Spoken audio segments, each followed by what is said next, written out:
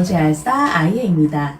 오늘은 귀를 막는 아이, 즉 청지각이 예민한 아이에 대해서 이야기해 보겠습니다. 자폐 스펙트럼 아동, ADHD, 발달 아이와 함께 생활하다 보면 스스로 귀를 때리거나 막는 행동을 볼 수 있습니다. 이 행동은 새로운 장소에 가거나 예측하지 못했던 상황이 일어났을 때 혹은 거부의 의사로도 표현이 되며 자신의 불안을 나타내기도 합니다. 또 귀를 막는 행동은 청지각과도 연관이 깊습니다. 청각이 소리를 듣는 것이라면 청지각은 소리에 대한 정신적인 자각입니다. 우리는 대화를 할 때 비행기가 지나가고 자동차의 경적 소리, 지나가는 사람들의 소리에도 상대방의 목소리를 듣고 그 소리의 뜻을 해석하고 대화를 이어나갈 수 있습니다. 하지만 우리 아이의 친구들은 많은 소리 중에서 상대방의 목소리만을 집중하기 어렵습니다. 이것은 청각정보 처리 능력이 약하기 때문입니다. 또 청지각적 주의 집중력은 자신이 들은 소리 중에 필요한 소리에만 집중을 할 수 있는 능력입니다. 발달 아이들은 그 능력이 너무 둔하거나 예민한 경우가 많아서 예를 들어 자신이 열심히 놀고 있을 때 호명에 대답하지 않는다거나 사운드북 같은 소리나는 장난감을 반복적으로 누르는 행동 또는 아예 소리가 나지 않도록 누르지 못하게 막는 행동도 있습니다. 또 발달 아이에게 거실에서 아빠 모자 가져와 같은 작은 심부름 혹은 수행을 시켰을 시에도 그 수행의 말을 기억하여 완성하는 과정에서 청지각적 주의 집중력을 계속 유지할 수 있는지도 청지각이 예민한 아이들, 즉 귀를 막는 아이들을 보며 잘 살펴보아야 하는 점입니다. 그렇다면 우리 아이의 귀를 막는 이유가 무조건적인 거부의사가 아니라 불안과 혼란 그리고 청지각이 예민하거나 너무 둔해서 나오는 행동이라면 어떠한 방법으로 아이를 도와주어야 할까요?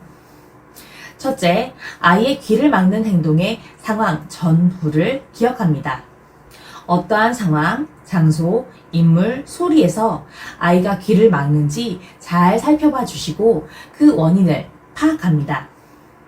그래서 우리 아이가 귀를 막는 원인을 알았다면 가장 우선시 되어야 하는 것은 아이 마음에 대한 공감입니다.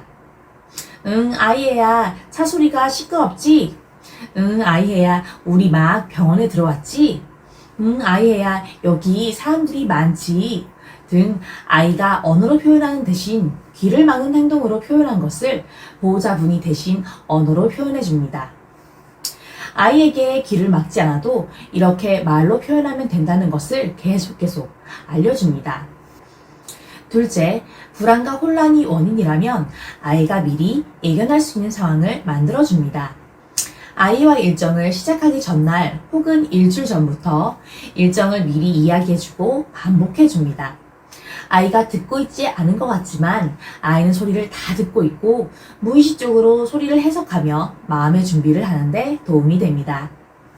소리는 물리적으로 사라지는 성질을 가졌기 때문에 시각적으로 볼 수 있도록 카탈로그에 미리 일정을 함께 기록하며 계획을 이야기해 주는 것도 좋은 방법입니다.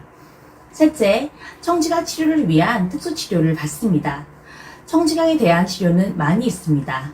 음악치료, 심리치료, 토마티스, 베라르, 포브레인 등 여러 가지가 있지만 비용이 비싸고 단기적으로 효과를 기대하기에는 아동에 따라 그 효과나 변화가 조금씩 다릅니다. 먼저 토마티스는 다양한 음역대와 반복적인 특징을 가진 음악과 성가, 행진곡 등으로 아동의 음역대와 주파수를 확장시키고 뇌를 자극하여 뇌에서 확장된 범위를 인식시키게 합니다. 또 마이크를 이용하여 자신의 목소리를 골전도를 이용해 제대로 듣게 합니다. 그런 이유에서 난독증 아동의 치료에도 많이 사용됩니다. 베라르, 포브레인 역시 토마티스와 비슷하게 헤드셋을 착용합니다. 요즘엔 센터가 아닌 가정에서도 기기를 대여하여 많이 사용하기에 편안한 장소에서 아동과 시작해보는 것을 추천드립니다. 또 누르 피드백의 경우 아이의 현재 뇌파 상태를 측정하고 아이의 높은 각성도를 낮추고 낮은 주의 집중력을 올려 뇌 가소성을 이용한 자기 조절 능력을 키우는 것으로 헤드셋과 또 뇌파 치료를 위한 밴드를 착용하고 알파파나 세타파 같은 뇌파를 이용한 집중력, 학습 증진 등 여러 가지의 치료 목적이 병합된 뇌파 치료입니다. 이것 또한 비장애인 아이들도 사용하는 바이오 피드백 기법 중 하나로 오랜 시간 꾸준히 진행해야 효과가 나타납니다. 청지각적 치료는 다른 언어 치료, 감각 치료, 시각 치료와 같이 시간이 오래 걸리고 꾸준히 해야 하는 치료입니다. 그 이유는 우리 아이의 친구들이 눈, 귀, 코, 감각 등으로 전해오는 모든 신경에 예민하고 둔함이 비장애인 아이들과는 다르기 때문입니다. 그래서 귀를 막는 행동 같은 다른 행동들의 소거를 원하신다면, 자연스럽게 그 행동의 빈도를 줄이거나 강도를 낮추고 싶다면 전환하기를 통한 자연스러운 소거적 접근 방법을 택하거나 직면하기를 통해 아이가 인식한 상태에서 스스로 조절하도록 돕는 것이 좋습니다. 자, 마지막으로 아이의 친구들을 위한 가정에서 쉽게 할 수 있는 청지각적 솔루션을 드린다면, 집에서 자동차에서 이동 중 어디라도 아동에게 모차르트 음악과 그레고리안 성가, 행진곡을 들려주시면 좋습니다.